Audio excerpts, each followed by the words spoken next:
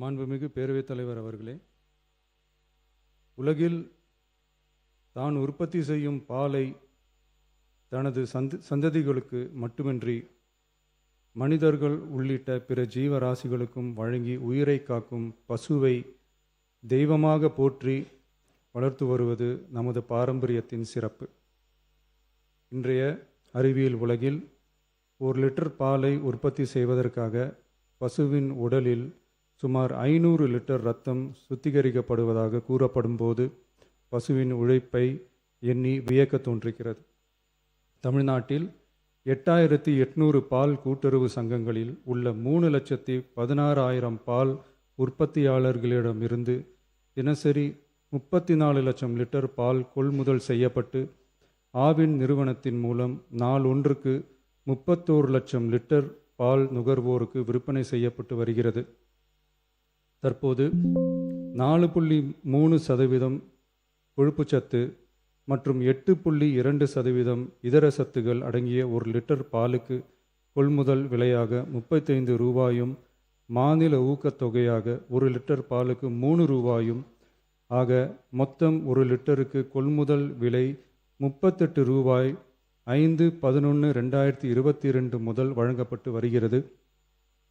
அதிகாலை 3 மணிக்கே எழுந்து மாடுகளை சுத்தம் செய்து பால் உற்பத்தி செய்யும் உற்பத்தியாளர்களின் உழைப்பையும் தீவனம் மற்றும் வேலையாட்களின் கூலி உள்ளிட்ட அதிகரித்து வரும் செலவுகளையும் கடந்த கால அரசு போதிய அளவில் கருத்தில் கொள்ளவில்லை.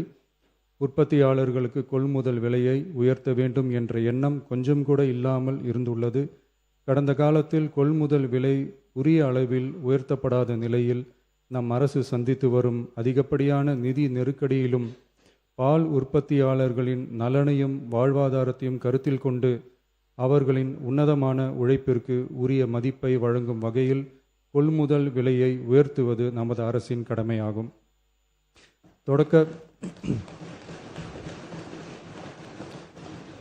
தொடக்க பால் உற்பத்தியாளர்கள் கூட்டுறவு சங்கங்களில் பால் வழங்கும் 3,16,000த்திற்கு மேலான பால் உற்பத்தியாளர்கள் பயனடையும் வகையில் பால் கொள்முதல் விலையை லிட்டர் ஒன்றுக்கு கூட்டுறவு சங்கம் மூலமாக 1 ரூபாய் உயர்த்தவும், மேலும் அரசு ஊக்கத்தொகை 3 ரூபாயிலிருந்து 5 ரூபாயாக உயர்த்தவும் ஆக மொத்தம்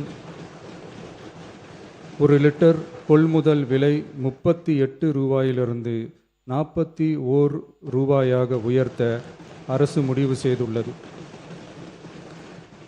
இந்த கொள்முதல் விலை உயர்வால் கூடுதலாக ஒரு மாதத்திற்கு ரூபாய் 30 கோடியும் ஒரு ஆண்டிற்கு 360 கோடியும் செலவாகும்.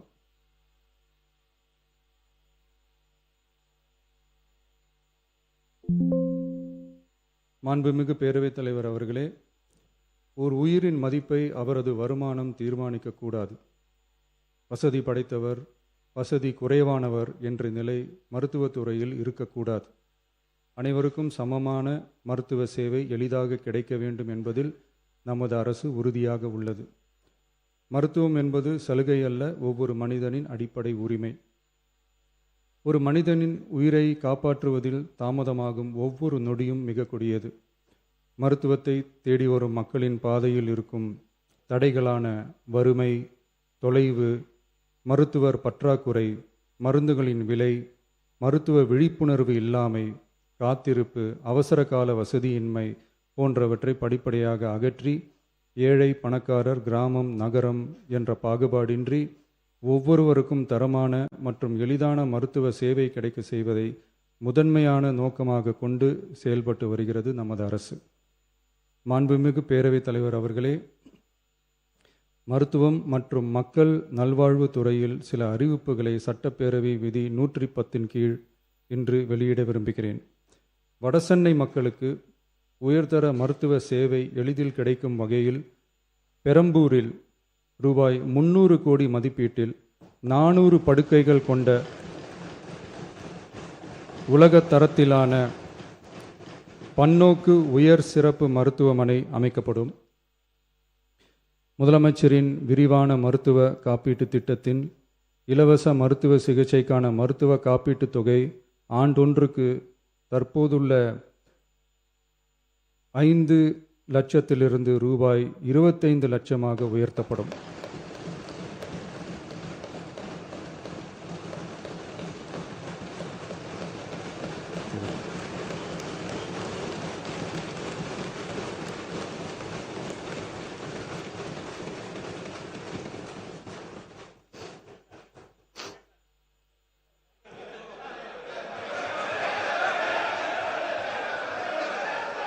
நீங்க படிங்க.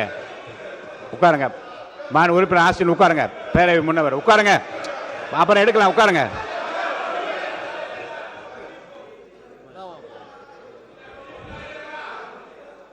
நீங்க தொடர்ந்து படிக்கலாங்க.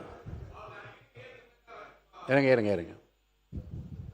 மாண்பு முதலமைச்சர். திருநங்கையர்களுக்கான மருத்துவ மற்றும் அறுவை சிகிச்சை சேவைகள் கூடுதலாக சென்னை, ஸ்டான்லி, திருநெல்வேலி, தூத்துக்குடி, செங்கல்பட்டு, திருவாரூர், தருமபுரி மற்றும் கன்னியாகுமரி ஆகிய 7 அரசு மருத்துவக் கல்லூரி மருத்துவமனைகளில் முதலமைச்சரின் விரிவான மருத்துவ காப்பீட்டு திட்டத்தின் கீழ் வழங்கப்படும்.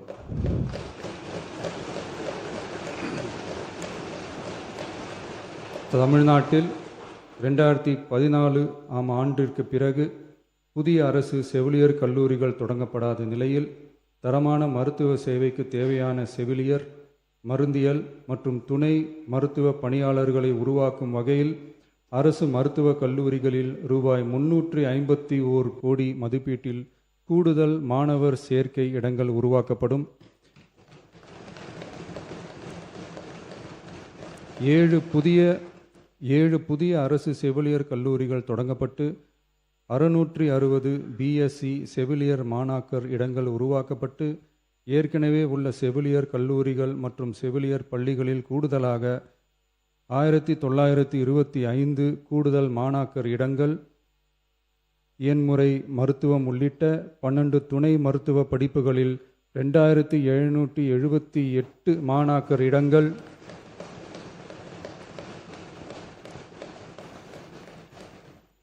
மருந்தியல் படிப்புகளில் 735 கூடுதல் இடங்கள் என மொத்தம் சுமார் 6998 கூடுதல் மாணாக்கர் இடங்கள் உருவாக்கப்படும். தமிழ்நாட்டில் அதிகரித்து வரும் புற்றுநோய்களை தடுக்கவும் தரமான சிகிச்சை வழங்கவும் முதலமைச்சரின் புற்றுநோய் பராமரிப்பு இயக்கம் chief ministers cancer care mission 677 கோடியே 44 லட்சம் ரூபாய் மதிப்பீட்டில் மேம்படுத்தப்படும்.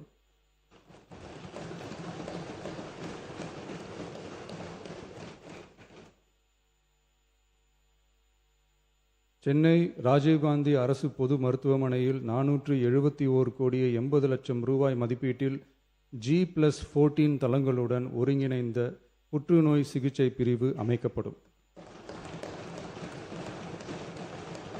மேலும் 5 மண்டல புற்றுநோய் மையங்கள் regional cancer care centres Thanjavur, Coimbatore, Madurai, Tirunelveli மற்றும் விழுப்புரம் ஆகிய மருத்துவக் கல்லூரி மருத்துவமனைகளில் நிறுவப்படும். முதற்கட்டமாக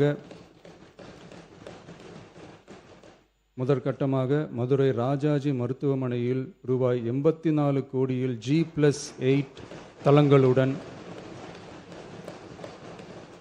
மண்டல புற்றுநோய் மையம் தொடங்கப்படும். ரொபாட்டிக் அறுவை சிகிச்சை லீனியர் ஆக்சிலரேட்டர் லீனாக், கதிர்வீச்சு, நவீன கருவிகள், இலக்கு மற்றும் நோய் எதிர்ப்பு சிகிச்சைகளுக்காக அரசு மருத்துவக் கல்லூரி மருத்துவமனைகளுக்கு 106 கோடியே 17 லட்சம் ரூபாய் வழங்கப்படும். மருத்துவர்களுக்கு பயிற்சியும் நோயாளிகளுக்கு ஊட்டச்சத்து ஆதரவும் 2 கோடியே 77 லட்சம் ரூபாய் அளிக்கப்படும்.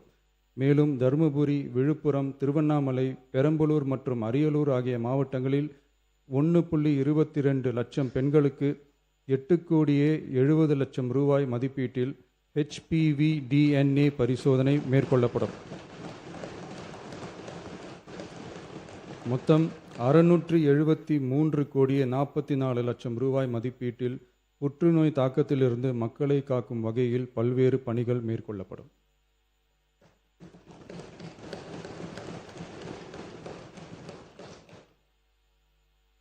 மாண்புமிகு பேரவைத் தலைவர் அவர்களே, கடந்த 12/8/2026 அன்று காட்டுமன்னார்கோவில் சட்டமன்ற தொகுதி உறுப்பினர் திரு ஜோதிமணி அவர்கள் பேசும்போது, பல எம்எல்ஏக்களிடம் சொந்தமாக வாகனம் இல்லை என்றும், தொகுதி பணிகளை ஆய்வு செய்யவும் பார்வையிடவும் கடினமாக உள்ளதாகவும், லஞ்சமில்லாத நேர்மையான ஆட்சி அமைய உறுப்பினர்களின் அடிப்படை தேவைகளை அரசு பூர்த்தி செய்ய வேண்டும் என்றும் கோரிக்கை வைத்தார். எந்த ஒரு பொருளாதார பலம் இல்லாமல் சட்டமன்ற உறுப்பினர்களாக பணியாற்றி கொண்டிருப்பவர்கள் தங்களின் தொகுதி பணிகளை செய்ய சொந்த வாகனங்களோ அல்லது உதவியாளர்களையோ வைத்துக்கொள்ள முடிவதில்லை என்றும் தெரிவித்தார். மேலும் இது தொடர்பாக கோரிக்கைகளும் வரப்பெற்றது. மக்களாட்சியின் மிக முக்கிய தூண்களில் ஒன்றாக விளங்குபவர்கள் மாண்புமிகு சட்டமன்ற உறுப்பினர்கள். தமிழ்நாடு சட்டமன்ற வரலாற்றில் எளிய பின்னணியில் இருந்து பணபலமோ அரசியல் பின்னணியோ இன்றி மக்களின் பேராதரவோடு முதன்முறையாக சட்டமன்றத்திற்கு தேர்வு செய்யப்பட்டுள்ள முதல் தலைமுறை சட்டமன்ற உறுப்பினர்களின் எண்ணிக்கை குறிப்பிடத்தக்க அளவில் உயர்ந்துள்ளது. 29/3/2026 அன்று நடைபெற்ற தமிழக வெற்றிக் கழக வேட்பாளர் அறிமுக கூட்டத்தில் நேர்மையாகவும் வெளிப்படைத்தன்மையுடனும் மக்கள் பணி செய்து ஊழலற்ற லஞ்ச லாவண்யமற்ற நிர்வாகத்தை மேற்கொள்வது என அனைத்து வேட்பாளர்களும் எடுத்துக்கொண்ட உறுதிமொழிக்கு ஏற்ப அதே பாதையில் தேர்ந்தெடுக்கப்பட்ட சட்டமன்ற உறுப்பினர்களும் செயல்பட்டு வருகின்றனர். மக்களுக்கான நிர்வாகம் நேர்மையின் பாதையில் என்ற அடிப்படையில் லஞ்ச லாவண்யமற்ற நேர்மையான மற்றும் வெளிப்படையான நிர்வாகத்தை அடித்தட்டு மக்கள் வரை கொண்டு சேர்க்கும் நோக்கில் தமிழக வெற்றிக் கழக அரசு செயல்பட்டு வருகிறது. தங்களது தொகுதி மக்களின் குறைகளை கேட்டறியவும் அரசு திட்டங்கள் மக்களை சென்றடைவதை கண்காணிக்கவும் தங்களின் தொகுதி முழுவதும் தொடர் பயணங்களை சட்டமன்ற உறுப்பினர்கள் மேற்கொள்ள வேண்டியுள்ளது. பொருளாதார பலம் இல்லாமல் சட்டமன்ற உறுப்பினர்களாக பணியாற்றும் மற்றும் முதலாக சட்டமன்ற உறுப்பினர்களாக தேர்வு செய்யப்பட்ட உறுப்பினர்கள் தங்களது மக்கள் பணியை தோய்வின்றி தொடர்வதற்கும் அவர்கள் தங்களின் தொகுதி பணிகளை திறம்பட மேற்கொள்வதற்கு வசதியாக அனைத்து சட்டமன்ற உறுப்பினர்களுக்கும் அரசு சார்பில் வாகனம் வழங்கப்படும் என்பதை மகிழ்ச்சியோடு தெரிவித்துக் கொள்கிறேன்.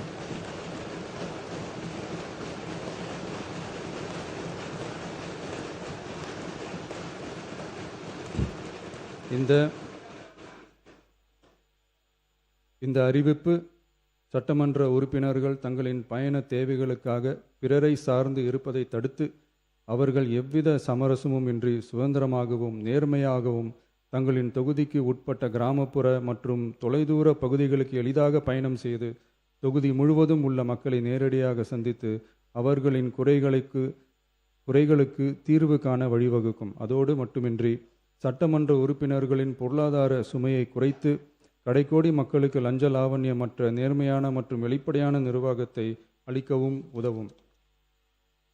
மேலும் சட்டமன்ற உறுப்பினர்கள் தங்களது தொகுதி சார்ந்த பல்வேறு பணிகளை மேற்கொள்ள ஏதுவாக சட்டமன்ற உறுப்பினர்கள் ஒரு உதவியாளரை நியமித்துக் கொள்வது அவசியம் என கருதப்படுகிறது.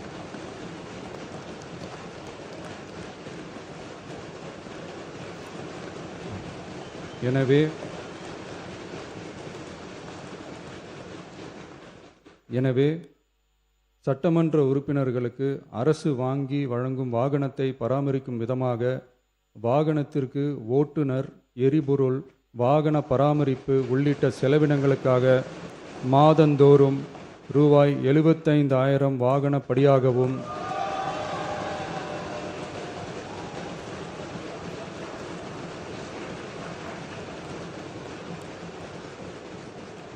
அலுவலக பணிகளில் உதவி செய்ய ஓர் உதவியாளரை நியமித்துக் கொள்ள மாதந்தோறும் ரூபாய் 25,000 உதவியாளர் படியாகவும்